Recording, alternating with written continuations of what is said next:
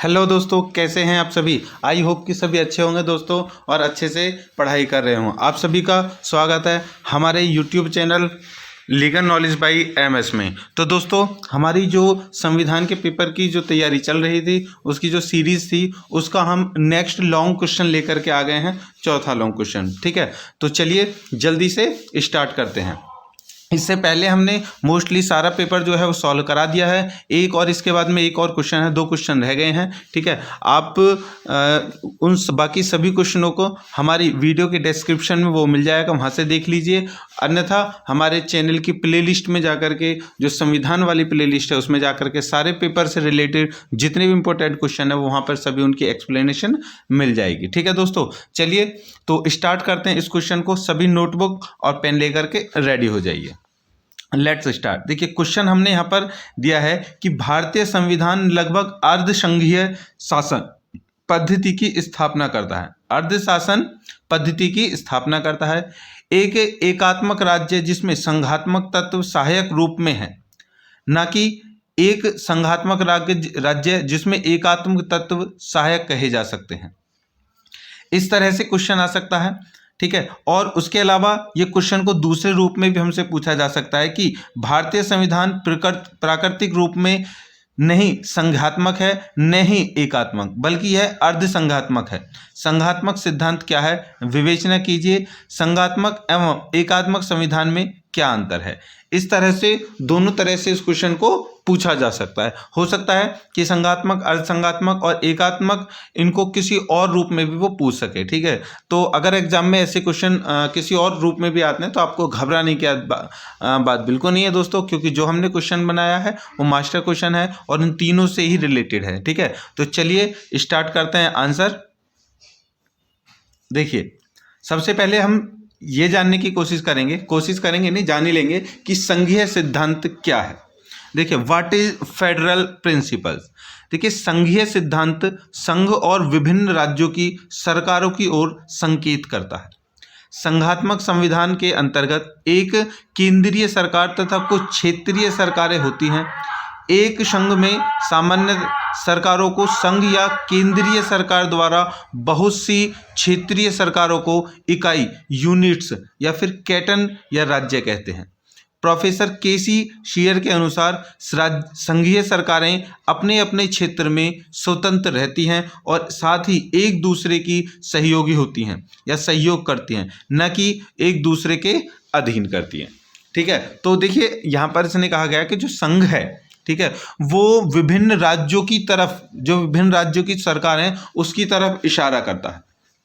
संघीय संविधान जो है हमारा संघीय संविधान ही है। हमारे संघीय संविधान के अंतर्गत एक महत्वपूर्ण सरकार आती है, जो मेन सरकार हो, जिसको होते हैं हम केंद्र सरकार, सेंट्रल गवर्नमेंट आती है। उसके साथ साथ में कुछ क्षेत्रीय सरकारें भी होती हैं। ठीक है, अब यह है कि संघ में सामान्य सरकारों को संघ या केंद्रीय सरकार तथा बहुत सी क्षेत्रीय सरकारों को, इन सभी को यूनिट्स, कैटन या फिर राज्य कहते हैं। अभी हम, जैसे कि हमारा है उत्तर प्रदेश राज्य, ठीक है, सेंट्रल है दिल्ली, तो हम सेंट्रल के अधीन ही आएंगे। जो संघ है वो सबसे पहले सेंट्रल को केंद्रित करेगा, उसके बाद से राज्य को करेगा। राज्य को प्रांत या फिर क्षेत्रीय संघ भी कहते हैं, क्षेत्रीय सरकार भी कहते हैं। ठीक है, ये क्या करते हैं, ये एक दूसरे से, ये तो वैसे तो अपने आप में ये स्वतंत्र हैं, आज़ाद हैं, लेकिन एक दूसरे सरकारों के साथ में समन्वय करती हैं, मिलकर के सहयोग करती हैं, एक दूसरे के खिलाफ कभी भी नहीं जाती। ठीक है दोस्तों, चलिए अब है कि संविधान को उनकी प्रकृति के अनुसार मुख्य रूप से 2 भागों में बांटा जा सकता है। संविधान जो है, हमारा जो संविधान है उसकी शक्ति जो है उसको 2 रूपों में बांटा जा सकता है। सबसे पहला है संघात्मक और दूसरा है एकात्मक। ठीक है, संघात्मक को बोलते हैं फेडरल और एकात्मक को बोलते हैं यूनिटरी। ठीक है दोस्तों, चलिए आगे देखते हैं। अब एकात्मक संविधान वह संविधान है जिसके अंतर्गत समस्त शक्तियां एक ही सरकार में निहित होती हैं।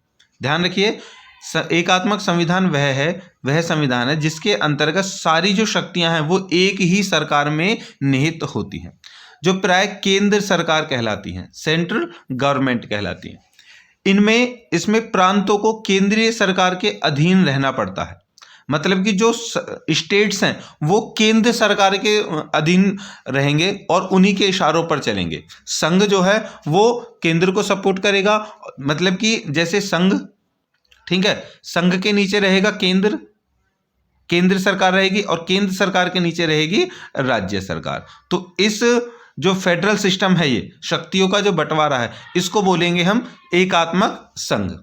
ठीक है दोस्तों, चलिए आगे है कि संघात्मक संविधान वह संविधान है जिसमें शक्तियों का केंद्र और राज्यों में विभाजन रहता है और दोनों सरकार अपने अपने क्षेत्र में स्वतंत्र रहती हैं। भारत में संघात्मक शासन की स्थापना की गई है। संविधान के अनुच्छेद में स्पष्ट रूप से कहा गया है कि भारत राज्यों का एक संघ है। संघात्मक शासन की प्रमुख विशेषता यह होती है कि शासन की समस्त शक्तियों को एक स्थान पर केंद्रित न करके उन्हें केंद्र और राज्य सरकारों में विभाजित कर दिया जाता है। भारतीय संविधान की प्रकृति के बारे में विधिवेत्ताओं में भी मतभेद हैं, लेकिन संविधान निर्माता के अनुसार भारतीय संविधान एक संघात्मक संविधान है।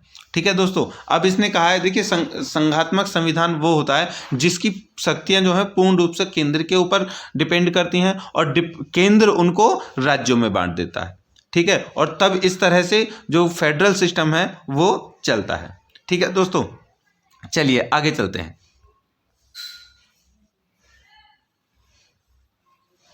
डॉक्टर अंबेडकर जी के अनुसार यद्यपि हमारे संविधान में ऐसे उपबंधों का समावेश है जो केंद्र को ऐसी शक्ति प्रदान कर देते हैं जिससे प्रांतों की स्वतंत्रता प्राय समाप्त सी हो जाती है, फिर भी वह संघात्मक संविधान है। देखिए ऊपर हमने पढ़ा था कि दोनों संघात्मक और एक मतलब जो केंद्र है और जो राज्य है वो दोनों स्वतंत्र तो हैं, लेकिन अगर इस सिस्टम पर एकात्मक पर हम चलते हैं तो सरकार जो प्रांत है, मतलब कि जो राज्य सरकार है, उसकी शक्तियां जो है वो सीमित रहती हैं। वो किसके ऊपर रहती हैं?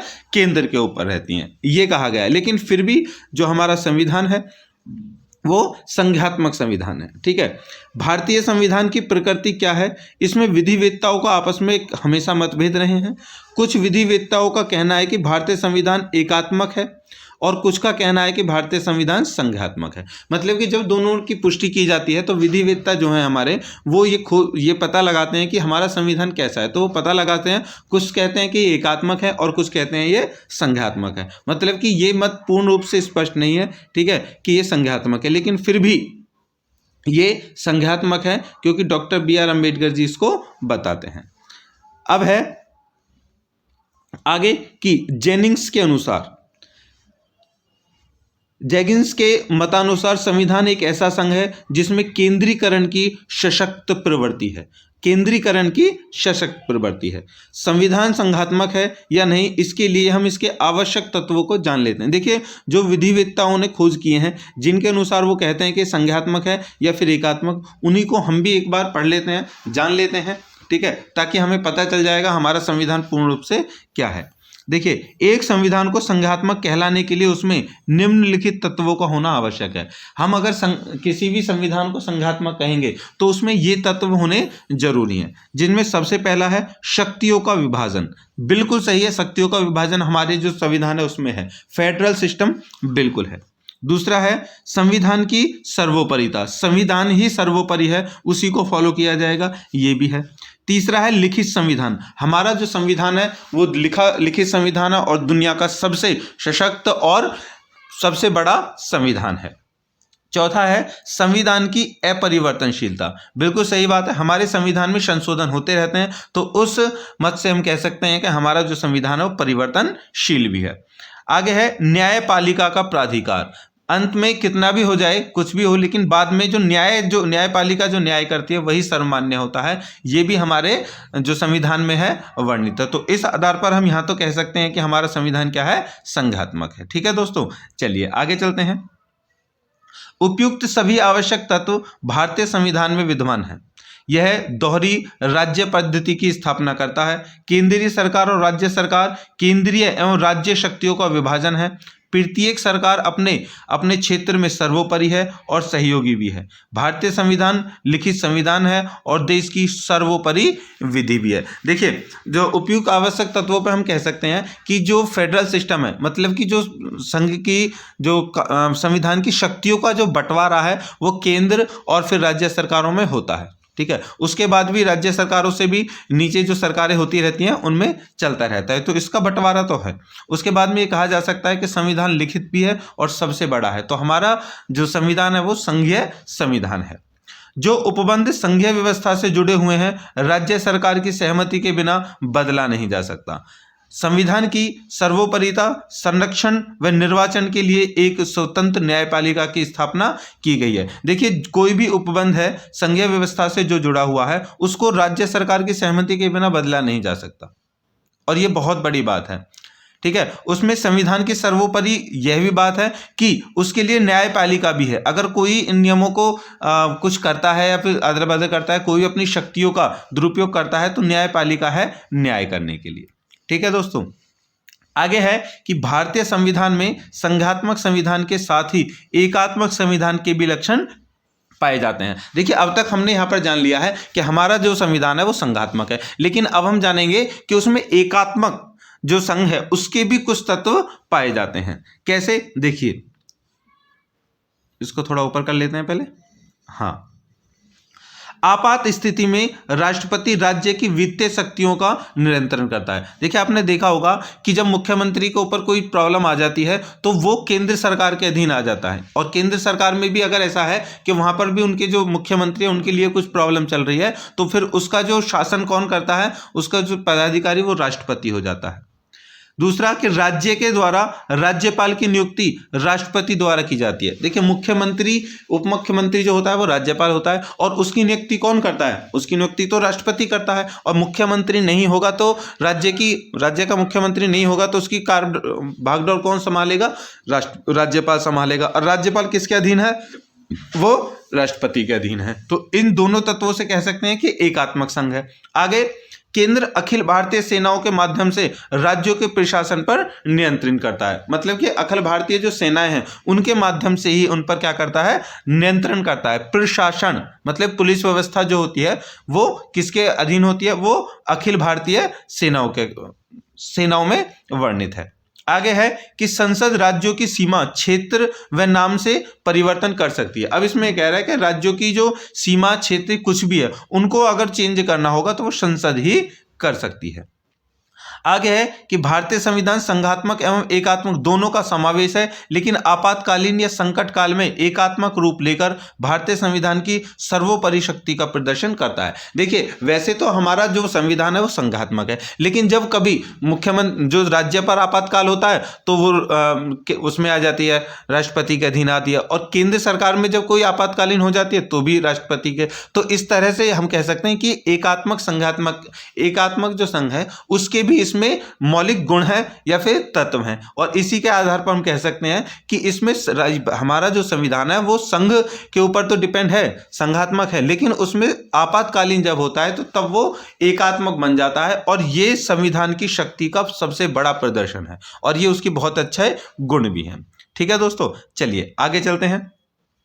संघात्मक एवं संघात्मक संविधानों में अंतर। अब एकात्मक एवं संघात्मक में अंतर क्या होता है वो देख लेते हैं।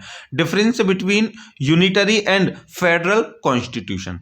देखिए, विधिवेत्ताओं ने संविधान को मुख्य रूप से दो भागों में बांटा है, एकात्मक और संघात्मक। इन दोनों में मुख्य अंतर है। सबसे पहले पढ़ते हैं हम एकात्मक संविधान। देखिए, एकात्मक संविधान वह संविधान है जिसके अंतर्गत शासन की समस्त शक्तियां एक ही सरकार में निहित होती हैं, जो प्राय केंद्रीय सरकार कहलाती हैं। प्रांतों को केंद्रीय सरकार है के अधीन ही रहना पड़ता है। मतलब एकात्मक जो संविधान है, एकात्मक जो है उसमें क्या होता है कि पूरे देश की भागदौड़ एक ही हाथों में होती है, एक ही सरकार के हाथों में होती है। लेकिन हमारे देश में ऐसा नहीं है, हमारे देश में कई सरकारें हैं। देखिए, जैसे कि अब केंद्र में कह सकते हैं, केंद्र में जो है वो आपकी सरकार है, और राज्यों में सरकार है भाजपा की सरकार है, देश पे जो प्रधानमंत्री है वो भी भाजपा का ही है। ठीक है, तो अब इससे क्या है कि वो क्या कर रहे हैं, वो ये कह रहे हैं हैं कि एकात्मक सरकार तब होगी जो सारी जो शक्ति है वो एक ही हाथ में हो। किसके हाथ में हो? राष्ट्रपति के या फिर नरेंद्र मोदी के हाथ में हो, तो तब वो एकात्मक हो जाता है। दूसरे तौर पे कह सकते हैं कि एकात्मक संविधान के अंतर्गत संप्रभु स्वेच्छा अनुसार कानून बनाता है। मतलब एकात्मक में एक ही संविधान, एक ही कानून बनता है और वो सब या तो सेंट्रल है गवर्नमेंट है या राज्य गवर्नमेंट है, ठीक है, स्टेट गवर्नमेंट, सबको वही रूल फॉलो करना पड़ता है। तीसरा है एकात्मक संविधान के अंतर्गत केंद्रीय सरकार द्वारा निर्मित कानून सर्वोच्च होता है। इसमें क्या है कि एकात्मक में जो केंद्र सरकार ने जो नियम बना दिया वो सभी को फॉलो करना है और वही सर्वोच्च सर्वोपरि माना जाता है कि ये एकात्मक संविधान संघ की बात हो रही है। आगे है कि एकात्मक संविधान लिखित या अलिखित दोनों प्रकार का हो सकता है, ठीक है, मतलब लिखित भी हो सकता है और अलिखित भी हो सकता है। अब है एकात्मक संविधान का संशोधन व्यवस्थापिका द्वारा साधारण कानून की तरह हो सकता है। मतलब एकात्मक जो संविधान है उसका जो व्यवस्था है साधारण कानून की तरह हो सकता है। इसका मैं आपको एक उदाहरण बता दूं, जैसे कि चाइना है दोस्तों, ठीक है, चाइना है तो चाइना में एकात्मक संविधान है, ठीक है, तो चाइना में एकात्मक संविधान है क्योंकि वहाँ की जो सरकार है वो एक ही है, समझ में आ गया, और वहाँ लोकतंत्रात्मक नहीं चलता है। इस वजह से जहाँ पर लोकतंत्र सरकार नहीं होगी वो एकात्मक सरकार ही होती है, ठीक है दोस्तों। अब है संघीय संविधान किसे कहते हैं? देखिए, संघीय संविधान वह संविधान होता है जिसमें शासन की शक्तियों का केंद्र और राज्य दोनों में विभाजन रहता है। दोनों सरकारें अपने अपने क्षेत्र में स्वतंत्र रूप से कार्य करती हैं, जैसा कि हमारे देश में है। हमारे देश में लोकतंत्र की सरकार है और लोकतंत्र की सरकार में क्या होता है कि जो सरकार की जो शक्तियां हैं वो दोनों भागों में विभाजित होती हैं, केंद्र में भी और राज्यों में भी। दूसरा है कि संघात्मक संविधान के अंतर्गत संप्रभु स्वेच्छा अनुसार कानून नहीं बना सकता। मतलब संघात्मक में कोई भी एक राज्य या फिर कोई भी एक सेंट्रल अपने अकॉर्डिंग कोई भी कानून नहीं बना सकता। अगर सेंट्रल को कानून बनाना है तो उसमें जो राज्य सरकारों के जो वो हैं मतलब कि जो विधायक हैं उनसे भी उन्हें परमिशन लेनी पड़ती है, ठीक है, उन्हीं के बिना नहीं हो सकता। तीसरा है संघात्मक संविधान दोहरे कानून की व्यवस्था करता है जिन्हें संविधान के अनुरूप होना चाहिए। मतलब संघीय संविधान जो दोहरे कानून है, राज्य के लिए कुछ और कानून है और सेंट्रल के लिए कुछ और कानून है, ठीक है दोस्तों। अब आगे है कि संघात्मक संविधान का लिखित होना अति आवश्यक है। मतलब संघात्मक जो संविधान है वो ऑलवेज लिखित ही होगा, बिना लिखित नहीं हो सकता। लेकिन एकात्मक लिखित भी हो सकता है और अलिखित भी हो सकता है। चलिए आगे है कि संघात्मक संविधान का संशोधन एक जटिल प्रक्रिया द्वारा विशेष उपबंधों के अंतर्गत होता है जिसमें राज्यों के बहुमत का होना आवश्यक। अभी मैंने बताया कि कोई भी अगर नियम है अगर उसको बदला जा रहा है, ठीक है, तो उसको केवल केंद्र सरकार नहीं बदल सकती, उसको राज्य सरकार का भी उसमें हाथ होना चाहिए, उसकी भी परमिशन होनी चाहिए, उसके भी मत होने चाहिए, तभी वो बदला जा सकता है, ठीक है दोस्तों। आगे है अर्ध संघात्मक अर्थ। देखिए अभी हमने एक संघात्मक जान लिया, ठीक है, और संघात्मक जान लिया। अब हम जानते हैं अर्ध संघात्मक, जो ना तो एकात्मक हो और ना ही संघात्मक हो। तो अब उन दोनों के बीच का जो डिफरेंस है वो हम पढ़ेंगे, ये भी बहुत इंपॉर्टेंट हो जाता है। देखिए मैं आपको यहाँ पर ये बता दूं दोस्तों कि सबसे पहले तो हमारी वीडियो को लाइक कर लीजिए, कमेंट कर दीजिए और शेयर भी कर दीजिए। दूसरी बात यह है कि ये जो क्वेश्चन है अर्धसंघात्मक, ये वेरी शॉर्ट में भी आ सकता है और शॉर्ट में भी पूछा जा सकता है। तो आप जैसे ही पढ़ रहे हैं, अगर आपके लिए शॉर्ट और वेरी शॉर्ट में आएगा तो आपने यहाँ से पढ़ लिया, आप डेफिनेटली इतने कैपेबल हो जाएंगे तो आपको किसी भी फॉर्मेट का इसका आंसर दे सकते हैं, ठीक है। तो जानते हैं अर्धसंघात्मक का अर्थ। देखिए एक एकात्मक राज्य और संघ के बीच का राज्य का एक मध्यवर्ती रूप है। यह एक संघीय सरकार की विशेषताओं और एकात्मक सरकार की विशेषताओं को जोड़ती है। भारत को एक अर्धसंघीय राज्य या अर्धसंघीय राज्य के रूप में माना जाता है। जैसा कि प्रोफेसर केसी वियर ने वर्णित किया है कि भारत का सर्वोच्च न्यायालय भी इसे केंद्र के प्रति एक मजबूत पूर्वाग्रह के साथ एक संघीय ढांचे के रूप में वर्णित करता है। देखिए इसमें कहा गया है कि एकात्मक राज्य और संघ मतलब कि सेंट्रल गवर्नमेंट के बीच में एक और गैप होता है, ठीक है। यह जो संघीय सरकार की जो विशेषताएं हैं और जो एकात्मक सरकार की विशेषताएं, इन दोनों को जोड़ता है। देखिए सरकार ने क्या किया, सरकार ने मतलब संविधान ने, ठीक है, अपनी शक्तियों को बंटवारा कर दिया राज्य सरकार में और केंद्र सरकार में, दोनों में बंटवारा कर दिया। लेकिन दोनों के बीच में कुछ ऐसे नियम और विशेषताएं होंगी जो एक दूसरे से दोनों को क्या बनाएंगी, एक दूसरे के लेवल पे बनाएंगी, दोनों को जोड़ेंगी, दोनों का सहयोग करेंगी। तो वो जो कोई नियम है जिनको दोनों को सहयोग करके ही देश को चलाना है, उन दोनों सहयोग करने वाले नियम को, उनको ही हम बोलेंगे अर्धसंघवाद का अर्धसंघवाद। ठीक है, चलिए, आई होप कि समझ में आ गया होगा आपको। आगे देखते हैं। देखिए, भारतीय संविधान की अर्धसंघीय प्रकृति। भारत के संविधान के अनुच्छेद 1 में कहा गया है कि भारत, जो भारत है वह राज्यों का संघ होगा। बिल्कुल सही कहा गया है। संघवाद के भारतीय मॉडल को अर्धसंघीय प्रणाली कहा जाता है क्योंकि इसमें संघ और संघ दोनों की प्रमुख विशेषताएं शामिल हैं। इस प्रकार संविधान की संघीय और एकात्मक विशेषताओं के सावधानी पूर्वक विश्लेषण पे यह पता चलता है कि प्रत्येक संघीय विशेषता के साथ एक अंतिम केंद्रीकरण शक्ति विद्यमान है। इसलिए यह निष्कर्ष निकालना गलत नहीं होगा कि भारत का संविधान संरचना में संघीय और आत्मा में एकात्मक है, अर्थात यह अर्धसंघीय प्रकृति का भी है।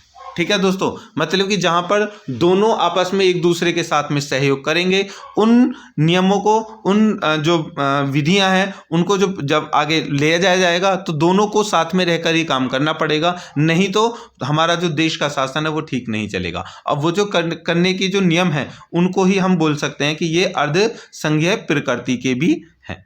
ठीक है दोस्तों, अब इसमें प्रोफेसर केसी वियर क्या कहते हैं। देखिए, प्रोफेसर केसी वियर का कहना है कि भारतीय संविधान एकात्मक या अर्धसंघात्मक सरकार की स्थापना करता है।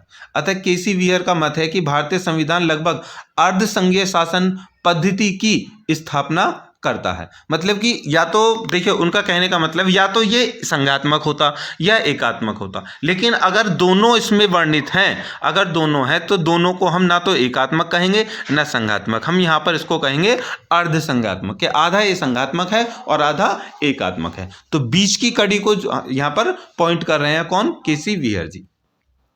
आगे कि एक एकात्मक राज्य जिसमें संघात्मक तत्व सहायक रूप से विद्यमान है, न कि एक संघात्मक राज्य जिसमें एकात्मक तत्व सहायक कहे जा सकते हैं। ठीक है, तो इसको हम क्या कहेंगे, इसको कहेंगे अर्धसंघात्मक। अब प्रोफेसर जेनिंग्स ने भारतीय संविधान को एक ऐसा संघ कहा है जिसमें केंद्रीयकरण की सबल प्रवृत्ति है। तो वो एकात्मक को यहां पर क्या कर रहे हैं, पॉइंट आउट कर रहे हैं। ठीक है दोस्तों, वो उसको पॉइंट आउट कर रहे हैं। तो ये था हमारा संघ, एकात्मक संघ और संघीय और अर्धसंघीय। तो क्वेश्चन कैसा लगा, ठीक है, हमें कमेंट करके जरूर बताएं। इंपॉर्टेंट है, वीडियो को हमारी को लाइक कर दीजिए और जो चैनल है उसको सब्सक्राइब कर लीजिए। आपका बहुत बहुत धन्यवाद होगा, और आपका सपोर्ट हमें चाहिए तो वो आप हमें ऐसे ही कर दीजिए। मिलते हैं नेक्स्ट क्वेश्चन के साथ में, तब तक के लिए बाय बाय।